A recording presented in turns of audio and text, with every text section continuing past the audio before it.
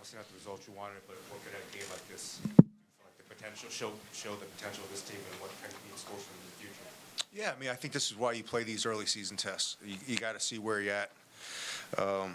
That's a good basketball team, extremely well coached. You know, that's why I wanted to test these guys early with this Villanova game going into the Big Ten play with Ohio State and Purdue. So I was really proud of these guys' effort, really loved the way they kept battling. Just getting a new team to understand the value of every possession. And that's, you know, the crowd was phenomenal. And that was the first time those guys have played in this building. So the more they're in it, the more they see it, the more they're going to grow. Do you look at it as free throws down the stretch and was a contributing factor in war? I mean, how much? Yeah, I mean, it's a major fault.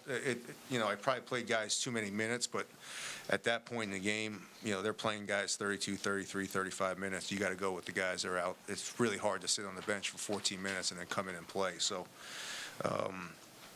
you know, we had good opportunities. You know, Kobe missed a tough layup at the break. Rodney had a fast break layup that we missed a couple opportunities that we could have left. Jew missed a dunk early in the half, which I thought kind of changed the momentum a little bit. You know, so we had our opportunities. We'll learn from it and we'll get better from it. Hey, Kevin. 13 turnovers overall, 9 in the first half. Uncharacteristic for you guys, but their press seemed to be affecting you a lot, specifically in the first half. Yeah, but we also just, you know, we tried 3 full court length of the passes.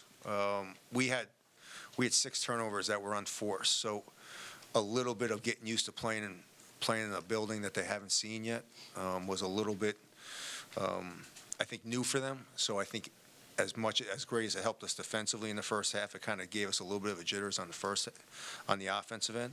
And that's something that when you have a new team and you have some guys and you know you have some transfers that haven't played in an environment like this, it's good to kind of see how they react. And the more they get, I still remember Jameer's first couple games in this building was, you know, a nightmare. And then he got used to it, and then it became, you know, unbelievable. So it's a learning experience, especially this early in the season. And anything necessarily wrong or going on with Juju, or just when you got guys like Jacoby and Derek that hot, you just continue to feed them? You have to, they weren't. I mean, they did an unbelievable job of just being really physical with them early. And you know, Ju got a little frustrated, and you know, the game was a much more up and down game than I thought it was going to be. And it's just tough to get, you know, they did a good job of just battling.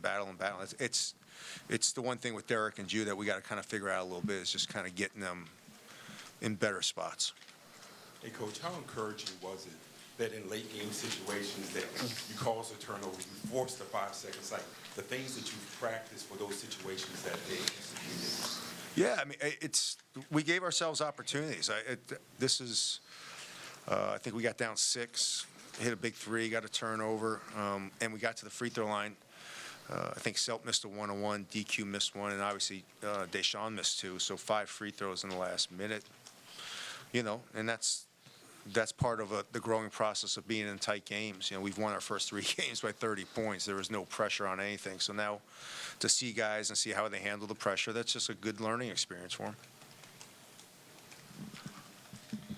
Hey, Coach, can you talk a little bit more about Jacoby and Derek kind of taking the reins in this game, you know, being their first big game in Xfinity Center? Well, yeah, I mean, I think just the matchups were, you know, obviously you're going to have the ball in Kobe's hands just because he's your best playmaker and a guy that can make shots. But Derek in the high post against them, he had the size advantage against Joplin, and he had the speed advantage against Gold. So it was more or less putting those 2 guys in certain situations to kind of let them go. And again, they were doing a really good job on Ju, just battling. They did a good job on our pick and rolls of being physical. And so, you know, sometimes you just got to ride the guys who are playing well. Hey, Coach, this is Darius for SiriusXM.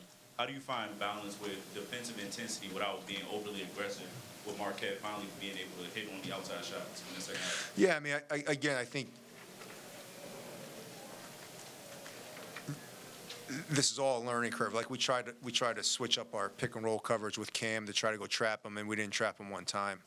And again, that's a little bit of like there's things that you practice, and then there's things of game slippage, and that's all a learning curve, and that's all something that we'll watch film and we'll get better at. And I thought Cam was phenomenal. I thought he just kind of played like a first-team All Big East player that he is. You know, he put them on their back and just played phenomenal. So I thought our intensity was great. We just got, again, finishing possessions on the defensive end is just as important as finishing possessions on the offensive end. And we haven't had to do that yet, and we'll get there. Hey, Coach.